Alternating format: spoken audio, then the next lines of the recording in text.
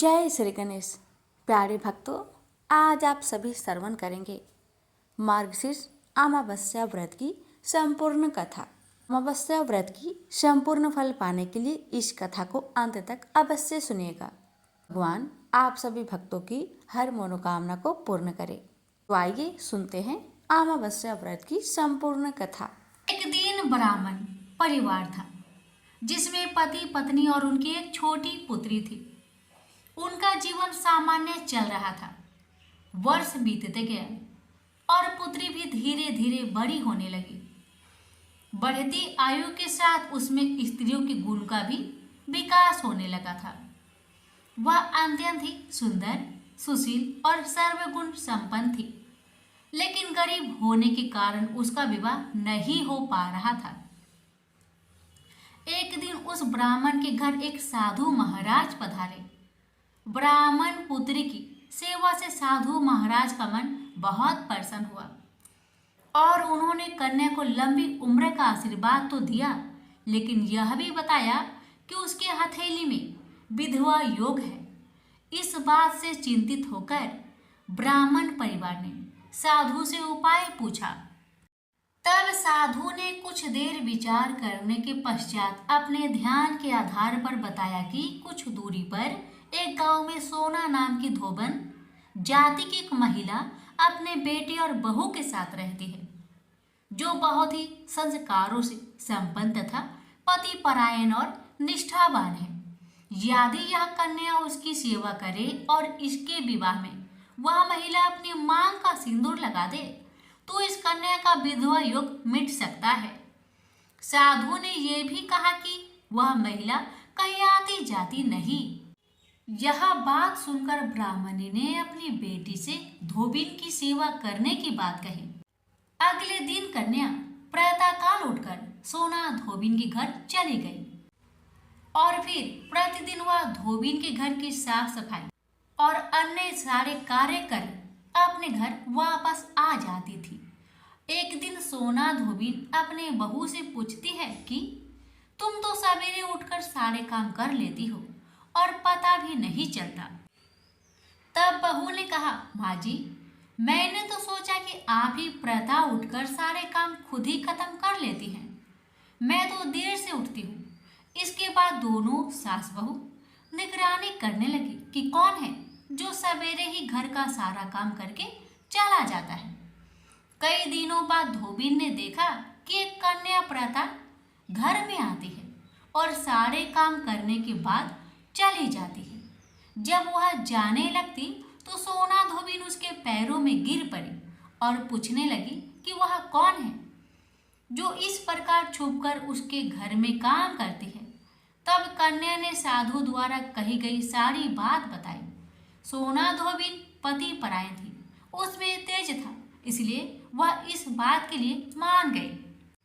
सोना धोबिन के पति थोड़े अस्वस्थ थे, इसलिए उसने अपनी बहू से अपने लौट आने तक घर पर ही रहने को कहा।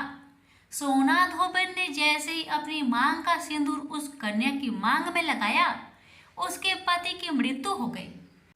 थोड़े समय बाद उसे इस बात का पता चला। वह घर से निर्जल ही चल थी।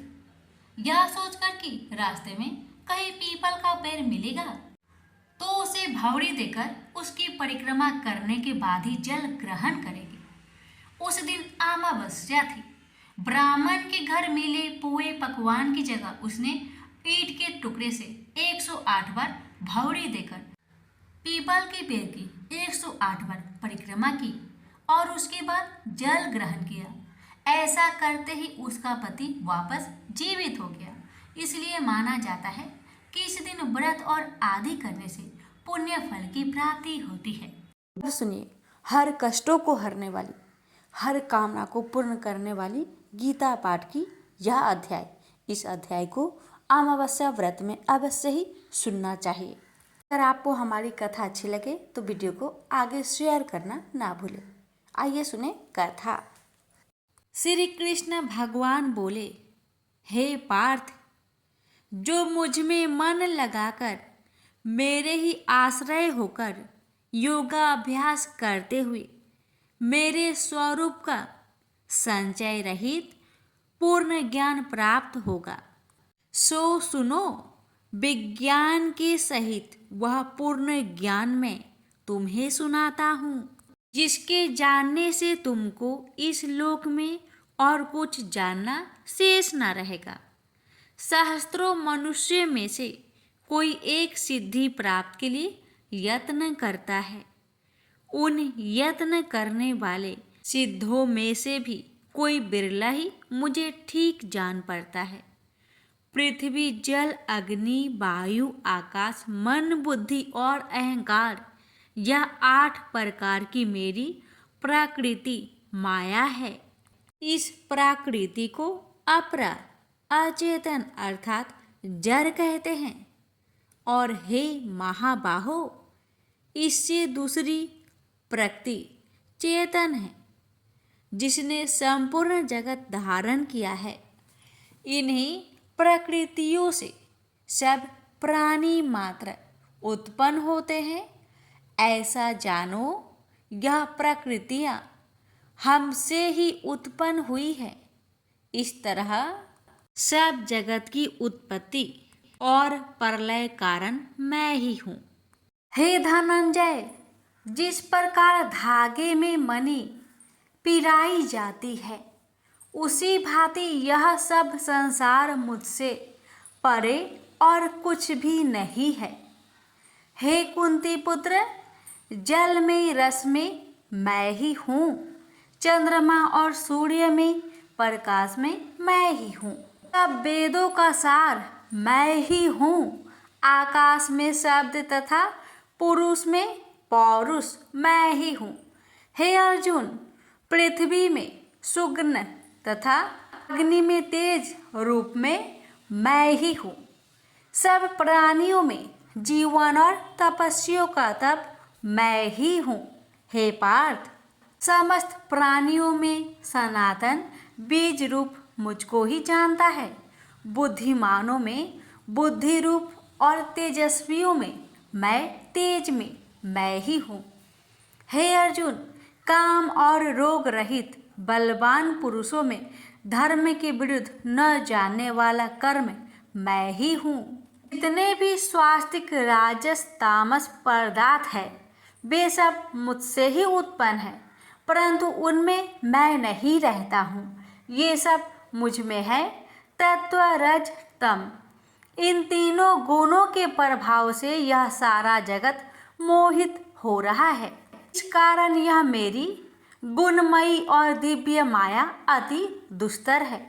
जो मुझको अनन्य भाव से भजते हैं, वे इस माया को पार कर जाते हैं। वे भारत श्रेष्ठ अर्जुन, 4 प्रकार के जीव मुझको भजते हैं।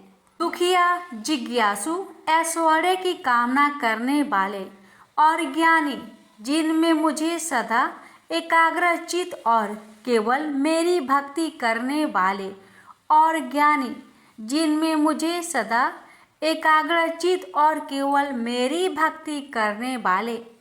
ज्ञानी पुरुष श्रेष्ठ है, क्योंकि मैं ज्ञानी को अत्यंत प्रिय हूँ और वह मुझको प्रिय है। यद्यपि ये सभी भक्त श्रेष्ठ है, तथापि ज्ञानी तो मेरी आत्मा ही है, क्योंकि वह मुझ में ही मन लगाकर मुझको ही सर्वोत्तम गति मान मेरा ही आश्रय ग्रहण करता है। वह ज्ञानी अनेक जन्मों के बाद मुझे पा लेता है। ऐसा महात्मा अति दुर्लभ है, जो सब जगत को वासुदेव में समझे। हे अर्जुन, जो भक्त श्रद्धा पूर्वक जिस जिस देवता का पूजन चाहते हैं, उन पुरुषों की उस श्रद्धा को मैं ढूंढ कर देता हूँ। यह उस श्रद्धा से मुक्त होकर उस देवता की आराधना करता है, फिर उसको मेरे ही रचे हुए काम फल प्राप्त होते हैं। परंतु उन अल्प बुद्धि वालों का फल नाशवान है। देवताओं की आराधना करने वाले देवताओं को मिलते हैं। मेरा अव्यय, अविनाशी, अति उत्तम स्वरूप को न जानकर मंद बुद्धि लोग मुझ अव्यक्त को व्यक्त देधारी मानते हैं। मैं योग माया से आच्छादित होने के कारण सबको नहीं दिखता हूँ, उसी से मूर्ख लोग अनादि तथा अविनाशी मुझको नहीं जानते। हे अर्जुन, मैं भूत, भविष्य और वर्तमान के सभी प्राणियों को ही जानता हूँ, पर मुझे कोई भी नहीं जानता। हे भारत, हे परम तप, इच्छा और देश से उत्पन्न होने वाले सुख दुख आदि धुंडों के मोह से जगत के सभी प्राणी भ्रम में फंस जाते हैं। जिन पुण्य आत्माओं के पाप नष्ट हो गए हैं, वह पुरुष द्वंद मोह से छूटकर दृढ़ निश्चय करके मेरी भक्ति करते हैं। जो आश्रय लेकर जीवन मरण से दूर करने के अर्थ प्रयत्न करते हैं, वे पुरुष ब्रह्म आत्मा ज्ञान अपने चित्त को निश्चल रखकर उसका संगम करता है और अंतःकरण की समाधि लगाता है। जिस अवस्था में योगाभ्यास के कारण चित्त का वेग रुककर विषयों से पृथक होने लगता है और जब शुद्ध अंतःकरण से आत्मा को देखकर आत्मा में ही संतुष्ट होता है, जिस अवस्था में वह अत्यंत सुख जो इंद्रियों द्वारा जाना नहीं जा सकता वरन केवल बुद्धि से ही जाना जाता है, और जब वह योगी अनुभव करता है तब आत्मा स्वरूप में स्थिर हो उससे विचलित नहीं होता। इस अवस्था को पाकर फिर और कोई लाभ उसको अच्छा नहीं लगता, और जहाँ स्थिर होने पर और कोई बड़ा भारी दुख उसको वहाँ से चलायमान नहीं कर सकता। इस अवस्था को दुख संयोग वियोग कारक नामक योग जानना हो तो योग निर्विकल्प चित्त से निश्चय करके जानना चाहिए। संकल्प से उत्पन्न होने वाला समस्त कामनाओं को त्याग कर और मन ही मन में कल इंद्रियों को चारों ओर से रोककर धैर्य के साथ बुद्धि को अपने अधीन कर धीरे धीरे विषयों से दूर हटा ले और भली भांति मन को आत्मा में स्थिर करके किसी वस्तु की इच्छा ना करे और चंचल मन जिधर जिधर जाए उधर से इसको हटाकर आत्मा के बस में करना चाहिए। इस प्रकार भांति चित्त तथा रजोगुण से रहित निष्पाप तथा ब्रह्म स्वरूप योगी को उत्तम सुख प्राप्त होता है। इस रीति से निरंतर योग अभ्यास करने वाला योगी समस्त पापों से छूटकर सहज ही परम सुख को पा लेता है, जो ब्रह्म के संयोग से प्राप्त होता है। जिसका मन योग में स्थिर हो गया है उसकी दृष्टि भी सर्वत्र समान हो जाती है और वह सब प्राणियों में अपने को और अपने में सब प्राणियों को देखता है। जो सब प्राणियों में मुझको और मुझ में सब प्राणियों को देखता है, मैं उससे अलग नहीं रहता और मुझसे वह अलग नहीं रहता। जो अभेद भाव से रहता है, सब प्राणियों में स्थिर हो मेरा मनन करता है, वह योगी चाहे जिस अवस्था में रहे मुझ में मिल ही जाता है। हे अर्जुन, वो समस्त प्राणियों के दुख सुख के समान समझता है और सबको समान देखता है, वही श्रेष्ठ योगी है। अर्जुन बोले, हे मधुसूदन, आपने जो योग बताया कि सबको अपने ही समान देखे, सो मन के चंचल होने के कारण मैं उसको अपने में दृढ़ स्थिर नहीं देखता हूँ। हे श्री कृष्ण, यह चंचल मन बड़ा ही हठी पराक्रमी है। कृष्ण बोले, हे अर्जुन, उसका यहाँ नाश नहीं होगा और परलोक में भी नहीं होगा, क्योंकि उत्तम कर्म करने वाले किसी मनुष्य की दुर्गति नहीं होती। वह योग में असफल मनुष्य बहुत दिनों तक पुण्यवानों को प्राप्त होने वाले लोकों में वास करता है और फिर वहाँ से किसी पवित्र और धनवान मनुष्य के घर में आकर जन्म लेता है।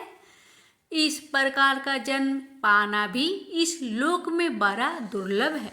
हे कुरुनंदन, यह योगियों के बस में जन्म लेकर पूर्व जन्म की बुद्धि, संस्कार अर्थात आत्मा ज्ञान को पाता है और उससे अधिक सिद्धि के लिए यत्न करता है। पूर्व जन्म में किए योग अभ्यास के बल में अनेक विघ्नों के पड़ने पर भी वह मोक्ष को प्राप्त होता है। योग की केवल इच्छा ही हो तो पुरुष शब्द ब्रह्म के परे जा पहुँचता है। जो बड़े परिश्रम और यत्न से योग अभ्यास करता है वह पापों से छूट मोक्ष को पाता है। बड़े तपस्वियों से योगी श्रेष्ठ है जो शुद्ध होकर अनेक जन्मों में परिश्रम करके सफल होता है, और ज्ञानियों से भी योगी श्रेष्ठ है। इसलिए हे अर्जुन, तुम योगी बनो। केवल मुझ में ही मन लगाकर योग प्राप्ति के लिए जो मेरा भजन करता है उसको समस्त योगियों के मध्य से मैंने अत्यंत श्रेष्ठ माना है और दृढ़ है। इसको अपने अधीन रखना तो मुझे वायु को बांध रखने के समान ही प्रतीत होता है। श्री कृष्ण भगवान ने कहा, हे महाबाहो, इसमें संदेह की मन अति चंचल है और इसे बस में करना बड़ा ही कठिन है। तो भी हे कुंती पुत्र, अभ्यास और वैराग्य से इसे बस में किया जा सकता है। जिसका मन बस में नहीं उसको योग अति दुर्लभ है। अर्जुन ने कहा, हे श्री कृष्ण, जिसमें श्रद्धा तो है पर योग प्राप्त करने में सफल नहीं हुआ है और जिसका चित्त योग से विचलित हो गया है वह योग सिद्धि ना पाने से किस गति को प्राप्त होता है। श्री कृष्ण बोले, हे अर्जुन, उसका यहाँ नाश नहीं होगा और परलोक में भी नाश नहीं होगा, क्योंकि उत्तम कर्म करने वाले किसी मनुष्य की दुर्गति नहीं होती। वह योग में असफल मनुष्य बहुत दिनों तक पुण्यवानों को प्राप्त होने वाले लोकों में वास करता है और फिर वहाँ से किसी पवित्र और धनवान मनुष्य के घर में आकर जन्म लेता है। इस प्रकार का जन्म पाना भी इस श्लोक में बड़ा दुर्लभ है। हे कुरुनंदन, यह योगियों के बस में जन्म लेकर पूर्व जन्म की बुद्धि, संस्कार अर्थात आत्मज्ञान को पाता है और उससे अधिक सिद्धि के लिए यत्न करता है। पूर्व जन्म में किए योगाभ्यास के बल में अनेक विघ्नों के पड़ने पर भी मोक्ष को प्राप्त होता है। योग की केवल इच्छा ही हो तो पुरुष शब्द ब्रह्म के परे जा में पहुँचता है। जो बड़े परिश्रमी और यत्न से योग अभ्यास करता है वह पापों से छूट मोक्ष को पाता है। बड़े तपस्वियों से योगी श्रेष्ठ है और शुद्ध होकर अनेक जन्मों में परिश्रम करके सफल होता है और ज्ञानियों से भी योगी श्रेष्ठ है। इसलिए हे अर्जुन, तुम योगी बनो। केवल मुझ में ही मन लगाकर योग प्राप्ति के लिए जो मेरा भजन करता है उसको समस्त योगियों के मध्य से मैंने अत्यंत श्रेष्ठ माना है। प्रेम से बोलिए जय श्री कृष्ण। राधे राधे।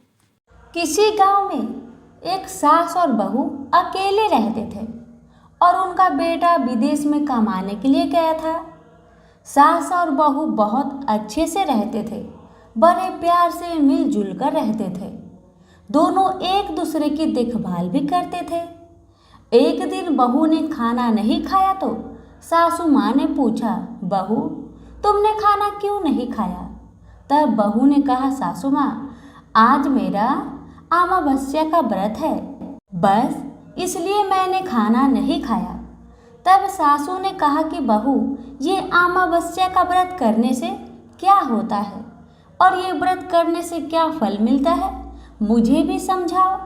तब बहू ने कहा कि सासू माँ अमावस्या का व्रत करने से बहुत पुण्य मिलता है, घर में अन्न धन बना रहता है, सुख शांति रहती है तथा अटल सुहाग मिलता है और तो और पुत्र की प्राप्ति भी होती है।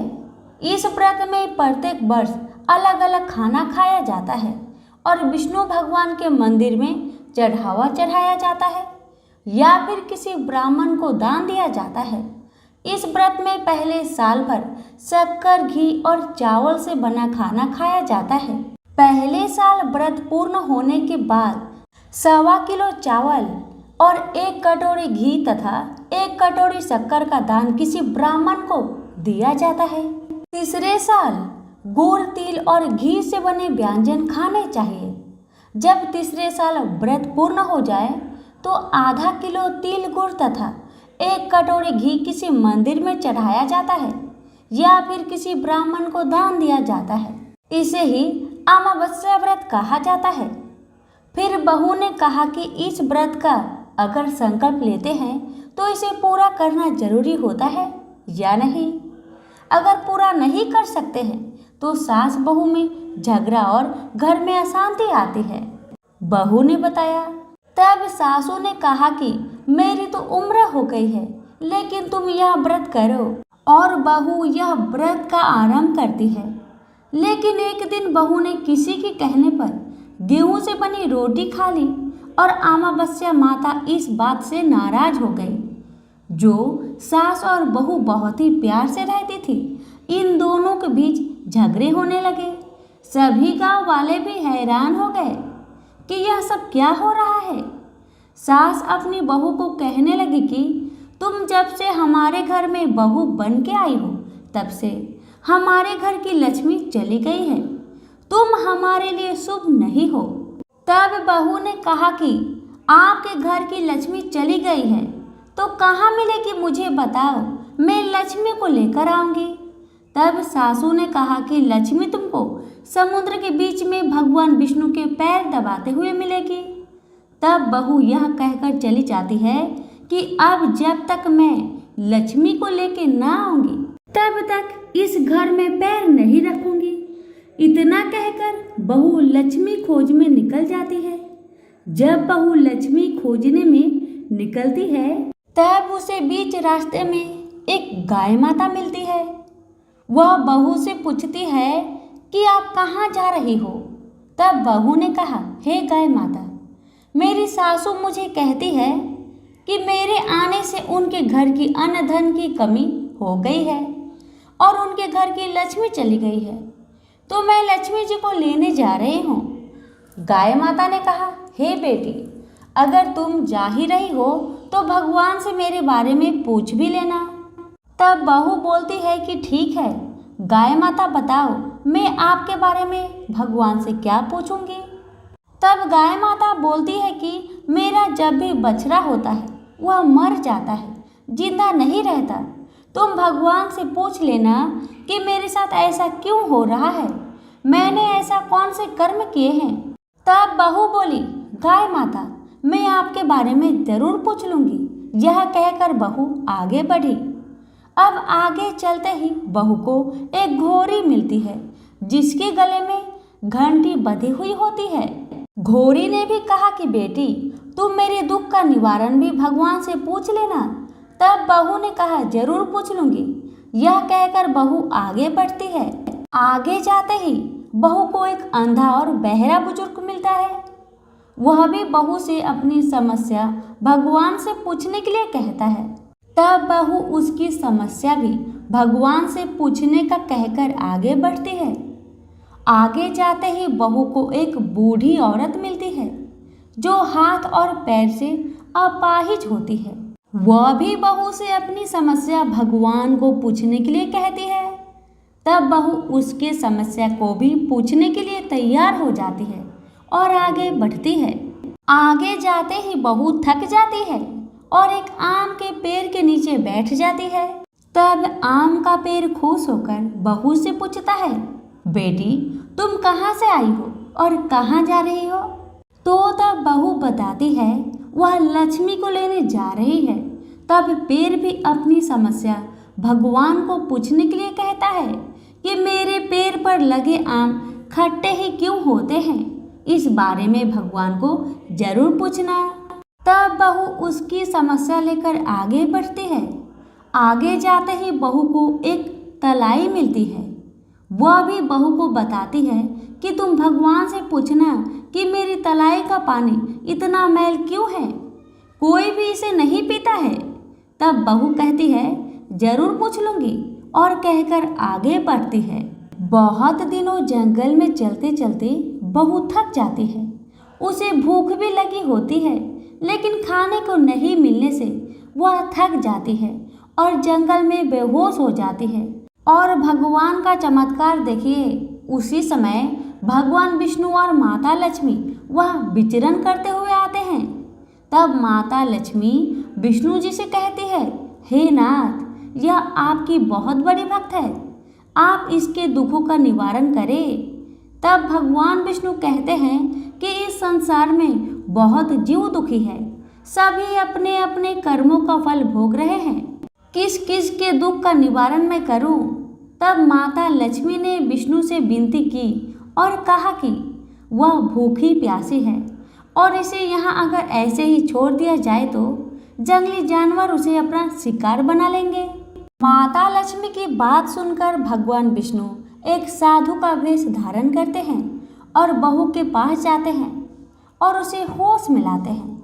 बहू के होश में आते ही साधु भेष में भगवान उससे पूछते हैं कि वह यहाँ क्यों आई है और कहाँ जा रही है।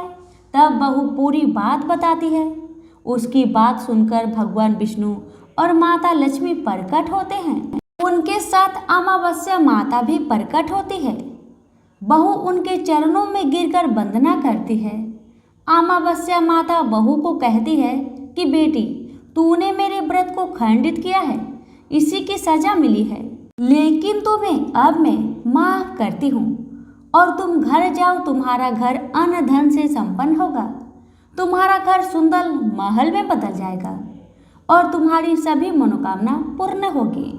यह सब होने के पश्चात बहू रास्ते में जो भी मिला उन सभी के दुखों का निवारण करने के लिए विनती करती है। तब भगवान विष्णु बोलते हैं कि गाय ने कभी अपना दूध किसी को नहीं पिलाया, उस वजह से उसके बछड़े जिंदे नहीं रहते हैं। तुम उसका दूध पी लेना, जिससे उसके बछड़े जिंदा रहने लगेंगे। और घोड़ी पिछले जन्म में आटा पीसने वाली महिला थी। वह किसी को आटा पीस के नहीं देती थी, इसलिए उसके गले में चक्की के पाट बंधे हुए हैं। तुम उसके पाट खोल देना, वह बिल्कुल ठीक हो जाएगी। बुजुर्ग कभी भगवान के मंदिर नहीं गया और ना ही उसने कभी भगवान के भजन सुने। तुम उसको मंदिर ले जाना और दर्शन करवा देना, वह भी ठीक हो जाएगा। बुजुर्ग महिला जो थी उसने कभी भी अपने जवानी में दान पुण्य नहीं किया, इसलिए उसे यह सजा मिली है। तुम उसे दान करवा देना तो उसकी विकलांगना दूर हो जाएगी। उस आम के पेड़ ने कभी किसी बच्चे को अपने आम खाने को नहीं दिए, इसलिए उसके सभी फल खट्टे होते हैं। तुम उस पेड़ का आम खा लेना, फिर उस पेड़ पर मीठे आम आ जाएंगे। तलाई का पानी पिछले जन्म में देवरानी जेठानी थी, वह हमेशा झगड़ती रहती थी, इसलिए उसका पानी मैला है। तुम उसका पानी पी लेना, वह तलाई शुद्ध हो जाएगी।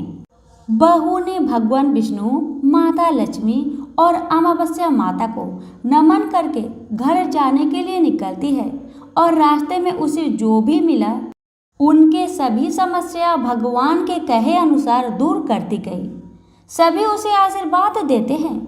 घर जाते ही उसका घर एक सुंदर महल में परिवर्तन हो जाता है तथा घर में अन्न धन भरा मिलता है। अब बहू सासू से कहती है कि सासू माँ, आपने सच कहा था, मैं आपके लिए शुभ नहीं हूँ। मेरे जाने से ही आपके घर में लक्ष्मी आई है। अब आप यहाँ रहे, मैं मरने जा रही हूँ। तब सासू ने कहा कि हे बेटी, यह सब तुम्हारे अमावस्या व्रत का फल हमें मिला है। तुम यहाँ पर ही रहोगी, कहीं नहीं जाओगी। और सास बहू खुशी खुशी रहने लगे। एक दिन उसका बेटा भी विदेश से लौट आया और घर में यह सब देखा। तब उसकी माँ ने सब बात उसे बताई। इस तरह वह लोग खुशी खुशी अपना जीवन व्यतीत करने लगे। तो सभी प्रेम से बोलिए लक्ष्मी नारायण की जय, अमावस्या माता की जय। तुलसी से जुड़ी एक कथा बहुत प्रचलित है। श्रीमद् देवी भागवत पुराण में इनके अवतरण की दिव्य लीला कथा भी बनाई गई है। एक बार शिव ने अपने तेज को समुद्र में फेंक दिया था। उससे एक महातेजस्वी बालक ने जन्म लिया। यह बालक आगे चलकर जालांधर के नाम से पराक्रमी दैत्य राजा बना। इसकी राजधानी का नाम जालांधर नगरी था। दैत्यराज काल नेमि की कन्या वृंदा का विवाह जालंधर से हुआ। जालंधर महाराक्षस था। अपनी सत्ता के मद में चूर उसने माता लक्ष्मी को पाने की कामना से युद्ध किया, परंतु समुद्र से ही उत्पन्न होने के कारण माता लक्ष्मी ने उसे अपने भाई के रूप में स्वीकार किया। वहां से पराजित होकर वह देवी पार्वती को पाने की लालसा से कैलाश पर्वत पर गया। भगवान देवाधिदेव शिव का ही रूप धरकर माता पार्वती के समीप गया, परंतु मां ने अपने योग बल से उसे तुरंत पहचान लिया तथा वहां से अंतर्ध्यान हो गई। देवी पार्वती ने क्रोध होकर सारा वृत्तांत भगवान विष्णु को सुनाया। जालांधर की पत्नी वृंदा अत्यंत पतिव्रता स्त्री थी। उसी के पतिव्रत धर्म की शक्ति से जालांधर ना तो मारा जाता था और ना ही पराजित होता था। इसलिए जालांधर का नाश करने के लिए वृंदा के पतिव्रत धर्म को भंग करना बहुत जरूरी था। इसी कारण भगवान विष्णु ऋषि का भेष धारण कर वन में जा पहुँचे, जहाँ वृंदा अकेली भ्रमण कर रही थी। भगवान के साथ दो मायावी राक्षस भी थे, जिन्हें देखकर वृंदा भयभीत हो गई। ऋषि ने वृंदा के सामने पल में दोनों को भस्म कर दिया। उनकी शक्ति देखकर वृंदा ने कैलाश पर्वत पर महादेव के साथ युद्ध कर रहे अपने पति जालंधर के बारे में पूछा। ऋषि ने अपनी माया जाल से दो बानर प्रकट किए। एक बानर के हाथ में जालंधर का सिर था तथा दूसरे के हाथ में धर। अपने पति की यह दशा देखकर वृंदा मूर्छित होकर गिर पड़ी। होश में आने पर उन्होंने ऋषि रूपी भगवान विष्णु से विनती की कि वह उसके पति को जीवित करे। भगवान ने अपनी माया से पुनः जालंधर का सिर धड़ से जोड़ दिया, परंतु स्वयं भी वह उसी शरीर में प्रवेश कर गए। वृंदा को इस छल का जरा आभास न हुआ। जालंधर बने भगवान के साथ वृंदा पतिव्रता का व्यवहार करने लगी, जिससे उसका अस्तित्व भंग हो गया। ऐसे होते ही वृंदा का पति जालंधर युद्ध में हार गया। इस सारी लीला का जब वृंदा को पता चला तो उसने क्रोध होकर भगवान विष्णु को शीला होने का श्राप दे दिया तथा स्वयं सती हो गई। जहाँ वृंदा भस्म हुई वहाँ तुलसी का पौधा उगा। भगवान विष्णु ने वृंदा से कहा, हे वृंदा, तुम अपने अस्तित्व के कारण मुझे लक्ष्मी से भी अधिक प्रिय हो गई हो। अब तुम तुलसी के रूप में सदा मेरे साथ रहोगी। जो मनुष्य भी मेरे शालिग्राम रूप के साथ तुलसी का विवाह करेगा उसे इस लोक और परलोक में विपुल यश प्राप्त होगा।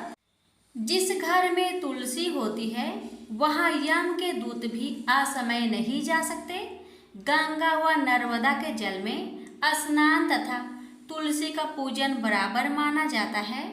चाहे मनुष्य कितना भी पापी क्यों न हो, मृत्यु के समय जिसके प्राण मंजरी रहित तुलसी और गंगा जल मुख में रखकर निकल जाते हैं वह पापों से मुक्त होकर बैकुंठ धाम को प्राप्त होता है।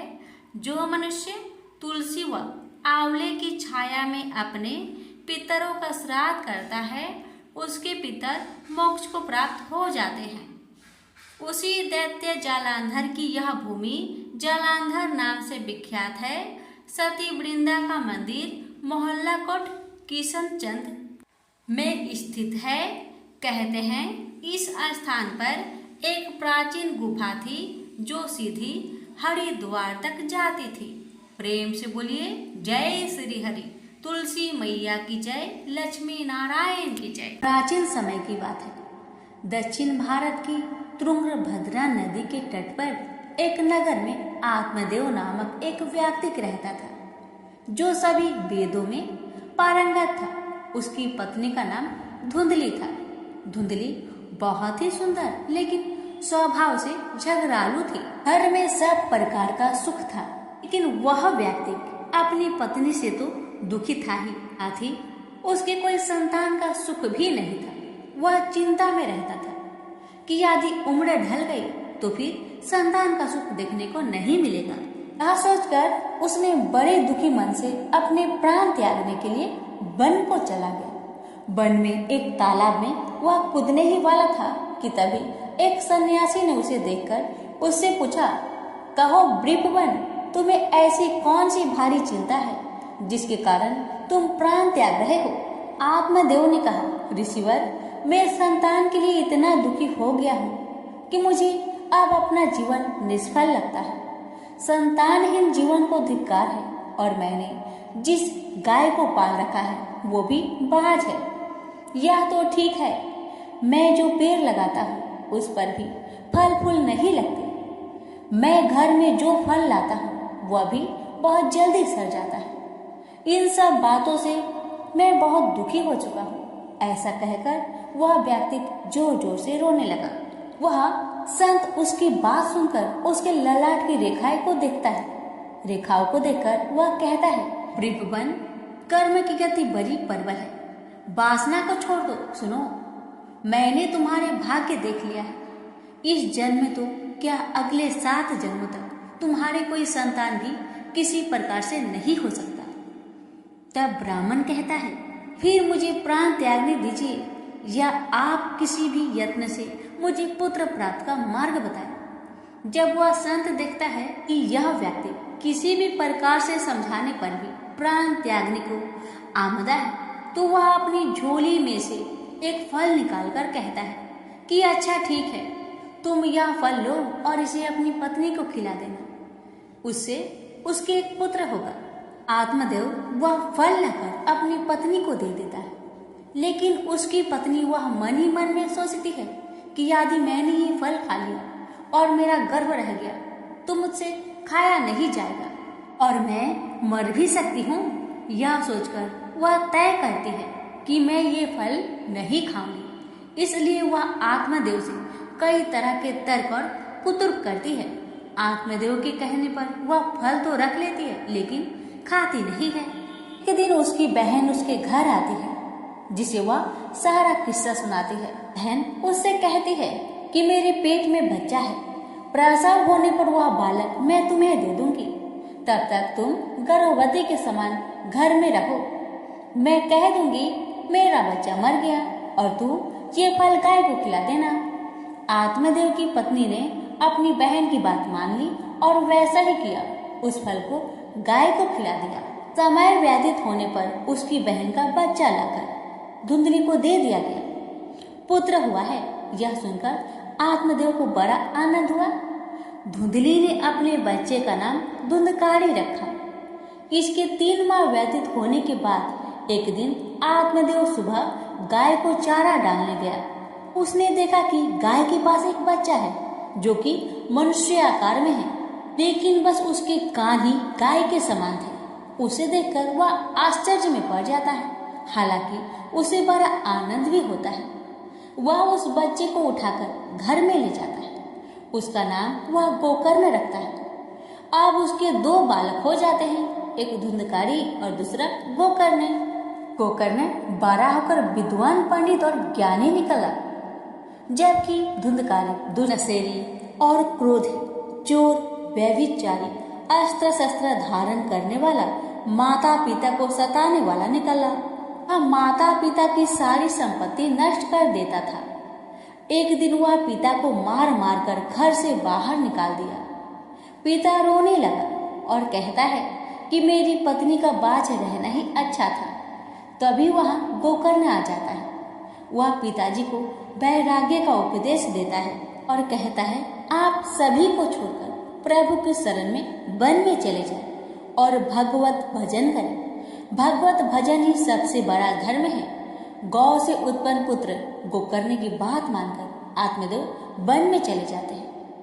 बाद में उसकी पत्नी धुंधली को धुंधकारी सताने लगता है तो वह कुएं में कूदकर आत्महत्या कर लेती है।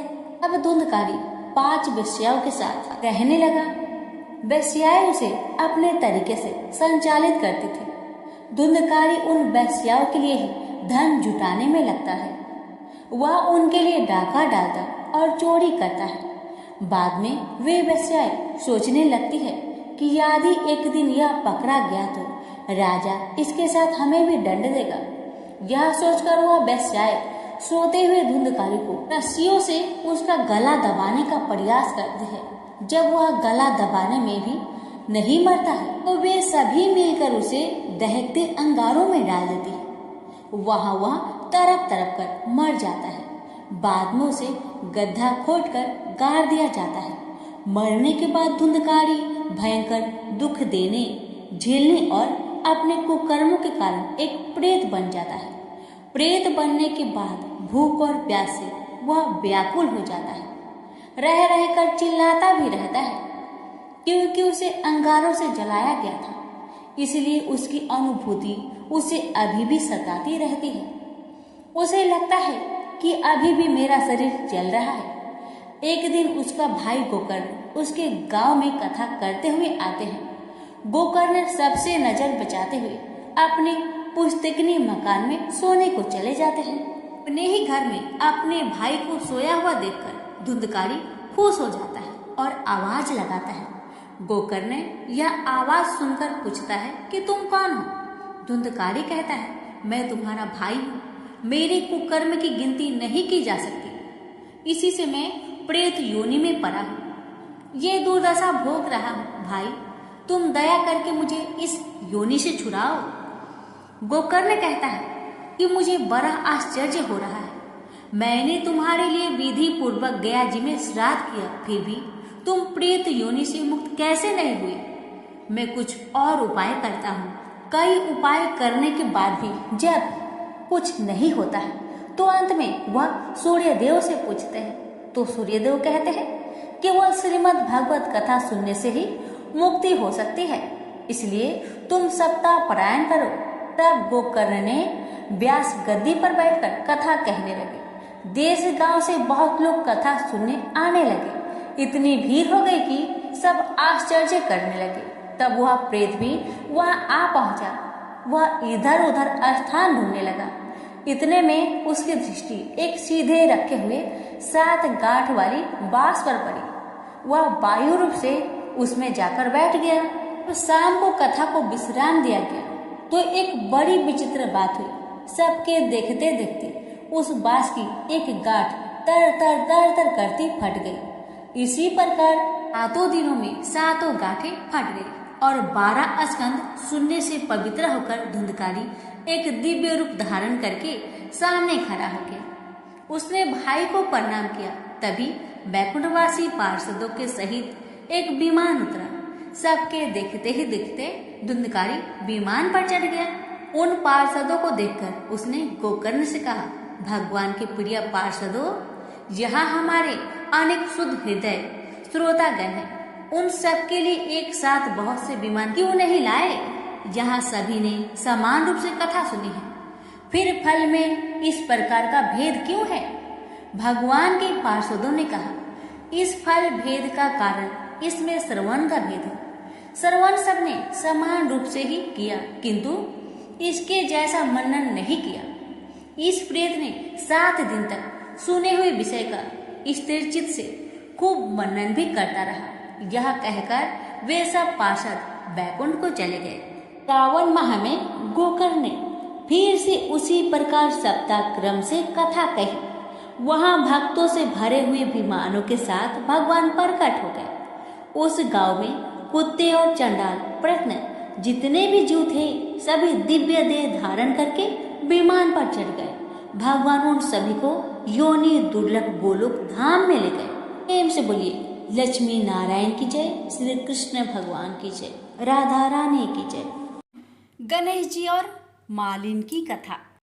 एक बार एक नगर में एक मालिन रहती थी। उसके पति चल बसे थे। उसका एक 4 साल का पुत्र था। उसकी सास कठोर हृदय की स्त्री थी। वह बहू को बहुत तकलीफ देती थी। एक दिन सास ने बहू और पोते को घर से निकाल दिया। वे दोनों रोते हुए चलते चलते एक जंगल में जा पहुंचे। वहां एक बड़े पेड़ के नीचे बैठ गए। वहां से थोड़ी दूर पर एक गणेश जी का मंदिर था। वहां बहुत लोग गणेश जी के दर्शन करने आते थे। दर्शन करके गणेश जी को प्रसाद चढ़ाते, फिर वह प्रसाद सबको बांट देते थे। इस प्रसाद से माँ बेटे का गुजारा होने लगा। दोनों गणेश जी की पूजा पाठ में लग गए। एक दिन उन्होंने सोचा क्यों ना हम भी जंगल से फूल लाकर बेचें। वे रोज जंगल से फूल लाकर उसकी माला बनाकर बेचने लगे। साथ में पूजा की सामग्री और प्रसाद भी बेचने लगे। इससे उनको आमदनी होने लगी। गणेश जी की कृपा से आमदनी बढ़ने लगी। जल्दी ही उन्होंने एक मकान और एक दुकान बना लिया। एक राजा की लड़की मंदिर में रोज पूजा करने आती थी। मालिन के बेटे को देखकर राजकुमारी उस पर मोहित हो गई और उससे विवाह करने की सोचने लगी। उसने अपनी भाभी से अपने मन की बात कही। भाभी अनुभवी थी। उसने कहा, ये तो मालिन का बेटा है और तुम एक राजा की बेटी हो। यदि तुमने उससे विवाह किया तो तुम्हारी बहुत बेइज्जती होगी। पर राजकुमारी अपनी बात पर अड़ी रही। उसने कहा, मैंने तो प्रतिज्ञा कर ली है कि उसी से विवाह करूंगी।